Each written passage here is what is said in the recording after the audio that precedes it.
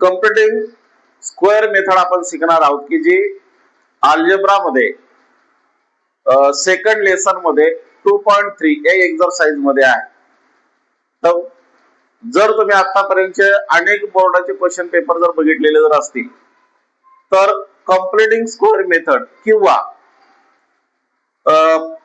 Formula method या दोन्ही method पैकी एक मेथडचं एक्झाम्पल नेहमीच परीक्षेला येतं. तर जर तुम्ही कम्प्युटिंग स्क्वेअर मेथड करून ठेवली आणि फॉर्म्युला मेथड जर करून जर ठेवली तर फिक्स तुमचे 3 गुण तुम्हाला मिळणार आहेत. आणि त्यामुळे ही जी मेथड आहे नीट समजून घ्या.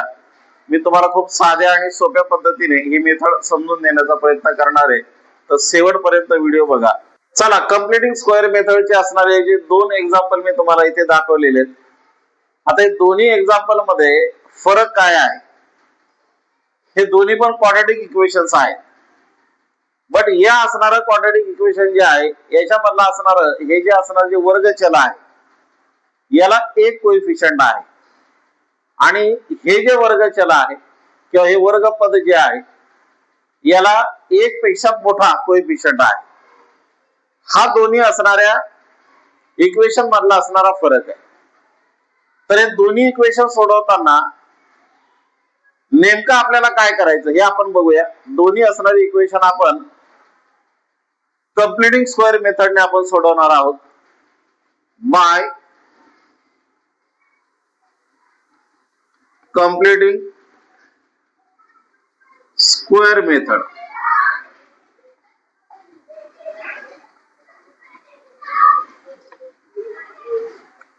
तर चला, सर्वात पहिलं हे जे इक्वेशन तुम्हाला जे दिसतंय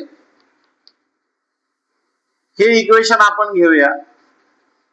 we get x square plus x minus 20 equal to 0. Now if x square plus x plus k equal to x plus a bracket square. आता इथे x plus a bracket square आलेलं आहे. तर हा फॉर्म्युला आहे a plus b bracket square चा. तर a plus b bracket square चा विस्तार तुम्हाला करायचा. तर a plus b bracket square काय फॉर्म्युला आहे? तर a square plus 2ab plus b square. तर त्याच असणाऱ्या फॉर्मने याला विस्तारित तुम्हाला करायचंय. म्हणजे काय मिळेल तुम्हाला? तर x square plus x plus k equal to x square plus 2ab means हा a आहे हा b आहे. फॉर्म्युल्यानुसार मीन्स काय येईल? 2ax plus b square means a square. तर या स्वरूपाचा असणारा विस्तार आपल्याला मिळाला. आता दोन्ही साइड जे आहे ते आपण कम्पेअर करूया. Compare with compare both sides. आता दोन्ही साइड जर आपण कम्पेअर केल्या तर इकडे x स्क्वेअर आहे इकडे x स्क्वेअर म्हणजे फर्स्ट टर्म जे आहे ते सेम आहे. सेकंड टर्म या सेकंड टर्मची कम्पेअर होईल. मीन्स काय? तर therefore x equal to 2ax. Third टर्मची कम्पेअर होईल. Means k equal to a square. या प्रकारे आपण आता पहिली टर्म सेम असल्यामुळे आपण घेतल्या नाही. सेकंड टर्मची कम्पेअर झाली. थर्ड टर्मची कम्पेअर झाली. यावरतून आपल्याला सर्वप्रथम a ची किंमत आपल्याला काढायची. तर या असणाऱ्या इथे एक लेफ्ट साइडला x आहे राइट साइडला पण x आहे. त्यामुळे x काय होणार आहे तर कॅन्सल होणार आहे. x कॅन्सल झाल्यामुळे हे x ला कोएफिशियंट आहे 1. या साइडला 1 राहील. पलीकडे 2a. आता 2a ला मल्टिप्लाय आहे त्यामुळे इकडे आल्यानंतर तो काय होईल? डिवाइड होईल आणि a ची किंमत आपल्याला भेटेल 1/2. a equal to 1/2. आता a ची जी किंमत आपली जी आलेली ती या ठिकाणी आपल्याला टाकायची. म्हणजे त्यावरतून आपल्याला k ची किंमत आपल्याला मिळेल. Means k equal to 1/2 bracket square, का तर इथे ए चा स्क्वेअर आहे म्हणून k equal to 1/2 bracket square, therefore k equal to 1 चा स्क्वेअर 1 आणि 2 चा स्क्वेअर 4. हे आपल्याला k ची व्हॅल्यू आपल्याला मिळाली. आता ही जी k ची व्हॅल्यू आपल्याला जी मिळालेली आहे तो मूळ समीकरण आपण घेऊया. तर मूळ समीकरण आपलं काय होतं, तर x square plus x minus 20 equal to 0.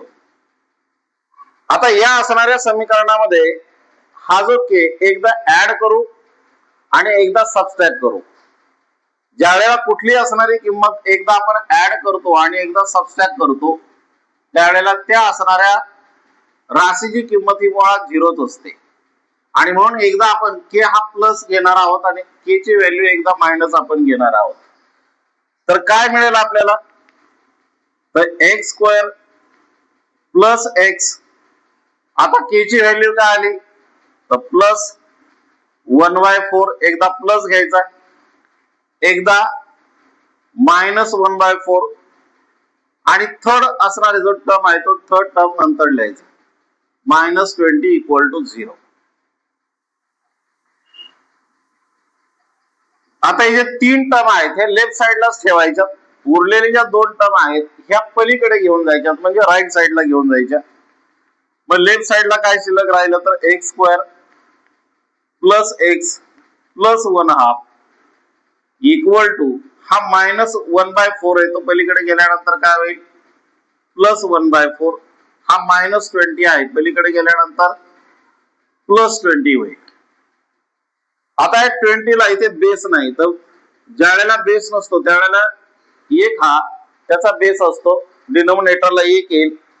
या दोन्ही असणाऱ्या राशीचा क्रॉस मल्टिप्लाय जर आपण जर केला तर क्रॉस मल्टिप्लाय किती येईल 1 1 जा 1 आणि 4 20 जा 80, म्हणजे इथे 80 येणार आहे इथे 1 येणार आहे, मीन्स इथे 81 येईल आणि 4 इंटू 1 4, म्हणजेच आपल्याला काय मिळणार आहे तर आपल्याला मिळेल x square plus x plus 1/4 equal to 81/4. आता ही जी राशी आहे ही परफेक्ट स्क्वेअर आहे. आता ही परफेक्ट स्क्वेअर असल्यामुळे याच्यापासून आपल्याला बायनोमियल आपल्याला मिळवायची. तर यापासून द्विपदी किंवा बायनोमियल आपण कशी मिळवणार आहोत तर त्यासाठी एक फॉर्म्युला मी नेहमी सांगतो, तो म्हणजे असा की square root of first term, square root of first term, sign of second term and square root of third term bracket square. Square root of first term, sine of second term, square root of third term bracket square. चला square root of first term आपण घेऊया x, sine of second term plus square root of third term 1/2, 1 चा square root 1, 4 चा square root 2 bracket square equal to 81/4. इथे जर आपण जर बघितलं तर ब्रॅकेटचा स्क्वेअर इथे म्हणजे ब्रॅकेटचा स्क्वेअर तुम्हाला दिसतोय म्हणजे परफेक्ट स्क्वेअर आहे. 81 हाही परफेक्ट स्क्वेअर आहे, 4 हाही परफेक्ट स्क्वेअर आहे, 81 हा 9 चा स्क्वेअर आहे, 4 हा 2 चा स्क्वेअर आहे. हे सर्व असणाऱ्या स्क्वेअर आहेत आणि त्यामुळे सर्वांचा आपण स्क्वेअर रूट काढू शकतो. म्हणून काय म्हणायचं, take square root on both sides.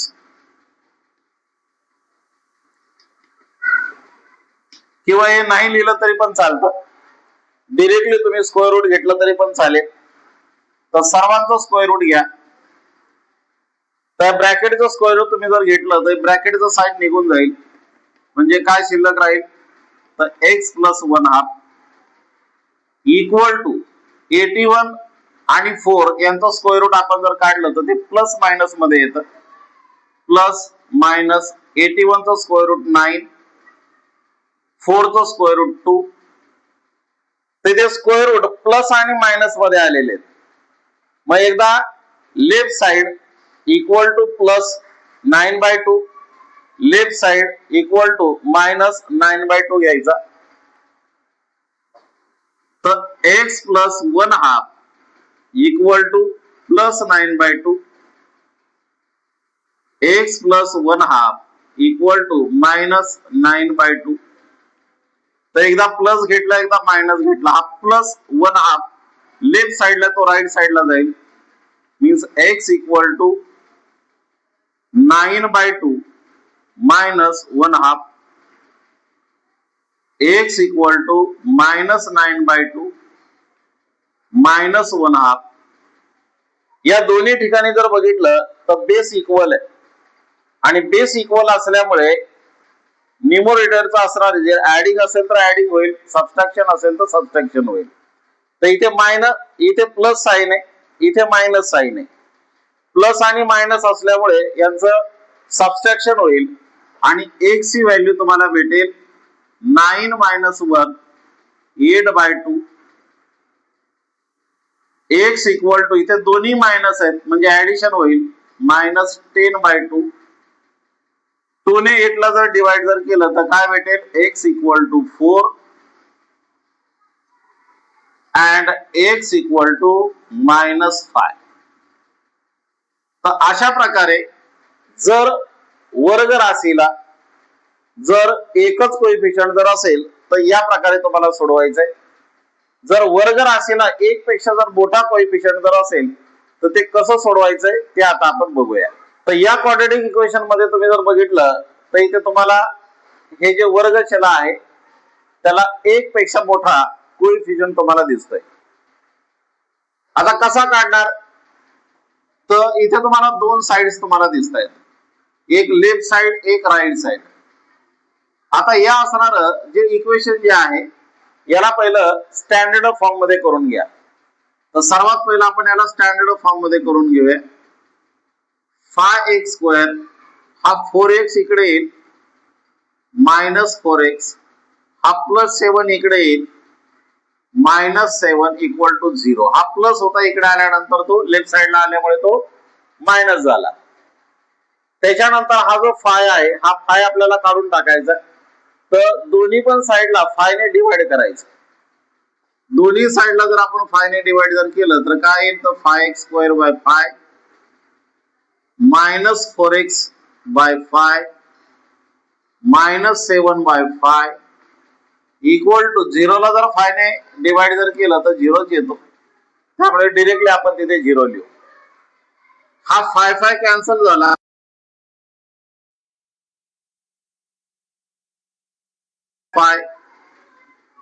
x -7/5 equal to 0. तर हे असणारं इक्वेशन आपल्याला मिळालं.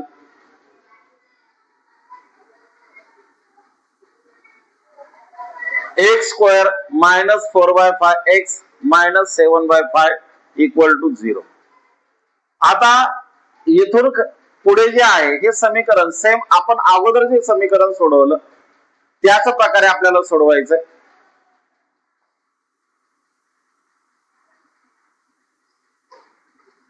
x² -4/5x इथे कॉन्स्टंट नंबर तुम्हाला घ्यायचा. हा कॉन्स्टंट नंबर आपण घेतला k, तो तुम्हाला कम्पेअर करायचा. आता दुसरी गोष्ट एक लक्षात ठेवा, याच्या अगोदरच्या असणाऱ्या इक्वेशन मध्ये आपण इथे x + a घेतलेला होता, पण इथे आपण आता x - a घेणार आहोत.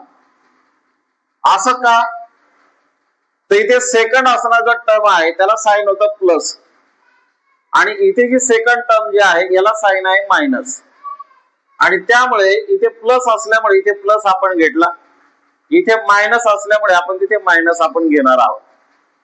म्हणजे अर्थातच इथे फॉर्म्युला कुठला आला तर a - b ब्रॅकेट स्क्वेअर. तर याचा असणारा विस्तार तुम्हाला करायचा आहे. तर काय येईल x² -4/5 x + k equal to याचा विस्तार जर केला तर x² -2ax + a². सेम आता दोन्ही असणाऱ्या बाजू ज्या आहेत ते तुम्हाला कम्पेअर करायच्या. दोन्ही साइड जर तुम्ही कम्पेअर केल्या तर काय मिळेल तुम्हाला, तर -4/5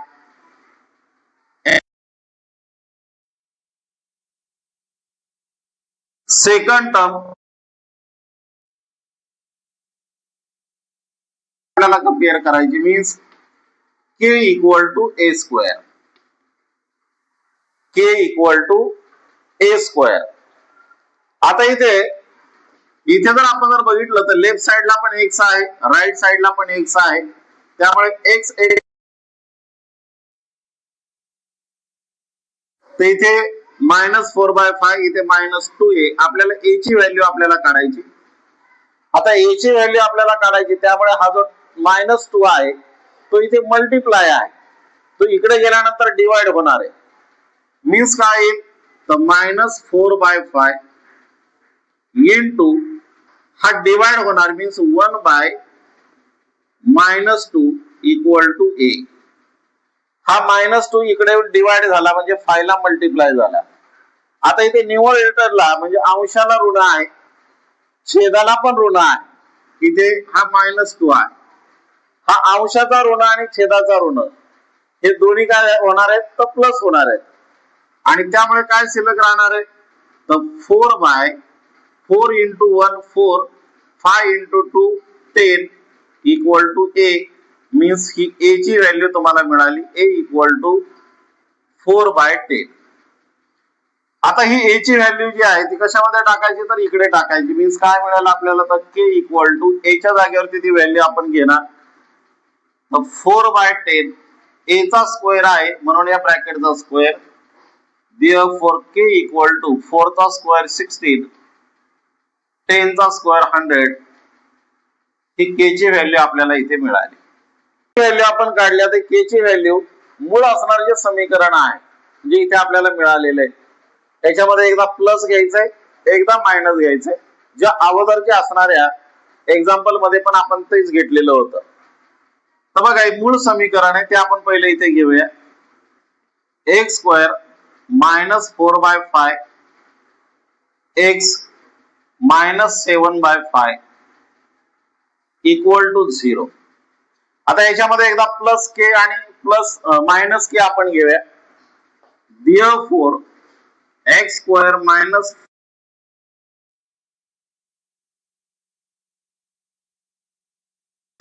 प्लस के मीन्स 16/100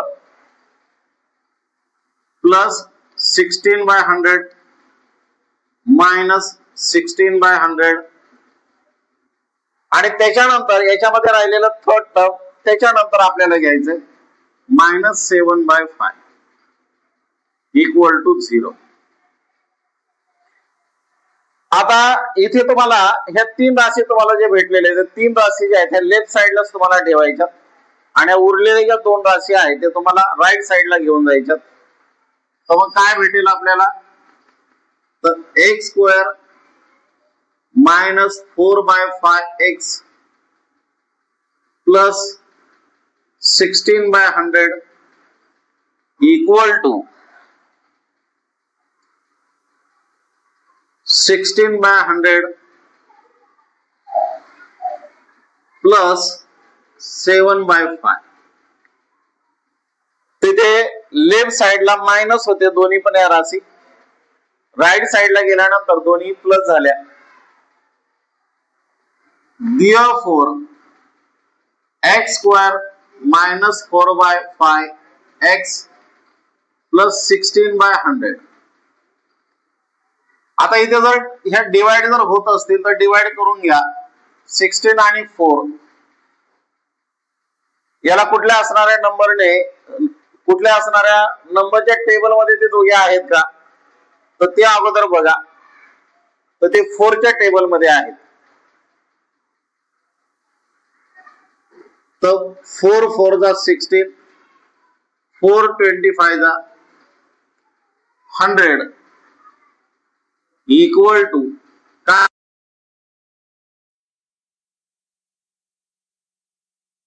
आहे, आणि इथे 25 आलेले आणि इथे 5 आहे. दोघांचा आपल्याला बेस जर इक्वल करायचं जर असेल तर या फायच्या जागेवर 25 येणं गरजेचं आहे. मग या फायला कितीने मल्टिप्लाय केल्यावर 25 येईल? त्या फायला फायने मल्टिप्लाय केल्यावर 25 येईल. तर याच्या न्यूमरेटरला पण फायने मल्टिप्लाय करायचं, डिनोमिनेटरला पण फायने मल्टिप्लाय करायचं. आता न्यूमरेटरला जर आपण फायने मल्टिप्लाय जर केलं तर किती येईल? 7 फायदा 35, 5 फायदा 25.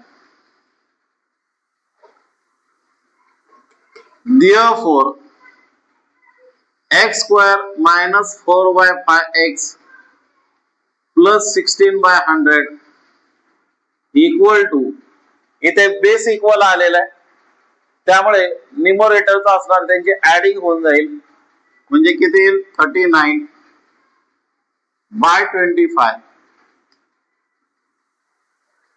आता मगाशी मी तुम्हाला सांगितल्यानुसार याच्यापासून आपल्याला द्विपदी मिळवायची. तर कशी सांगितली होती मी तुम्हाला? तर पहिल्या पदाचे वर्गमूळ, दुसऱ्या पदाचे चिन्ह, तिसऱ्या पदाचे वर्गमूळ, कंसाचा वर्ग. तर चला पहिल्या पदाचं वर्गमूळ आपण घेऊया x, दुसऱ्या पदाचं चिन्ह मायनस, तिसऱ्या पदाचं वर्गमूळ 4 by 100 means 10 bracket square equal to 30. Perfect square आपल्याला मिळाली, ही परफेक्ट स्क्वेअर आपल्याला मिळाली, ही परफेक्ट स्क्वेअर नाही मिळाली तर तिला आपल्याला स्क्वेअर रूट मध्ये घ्यावं लागेल. मग दोन्ही बाजूचा आपण स्क्वेअर रूट ज्या वेळेला घेतो त्यावेळेला याचा स्क्वेअर निघून जाईल, मीन्स काय भेटेल आपल्याला? x minus 4 by 10 equal to plus minus in square root 39 by 25, sorry by 5. 25 चं स्क्वेअर रूट 5, 39 चं स्क्वेअर रूट निघत नाही म्हणून त्याला आपण स्क्वेअर रूट मध्ये घेतलं. सेम मगाशी आपण केल्याप्रमाणे लेफ्ट साइड इक्वल टू एकदा plus, left side equal to एकदा मायनस, जे अगोदरच्या असणाऱ्या एक्झाम्पल मध्ये आपण घेतलं होतं सेम तसंच पुन्हा आपल्याला इथे घ्यायचंय.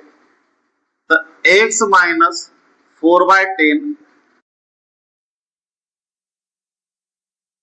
9 by 5 oblique x equal to, sorry, x minus 4 by 10 equal to minus in root 39 by 5. एकदा प्लस आपण घेतला, एकदा आपण मायनस घेतला. Therefore x equal to minus 4 by 10 जो आहे तो राईट साइडला जाईल, मीन्स काय होईल? प्लस होईल 4 by 10 plus in root 39 by 5 oblique x equal to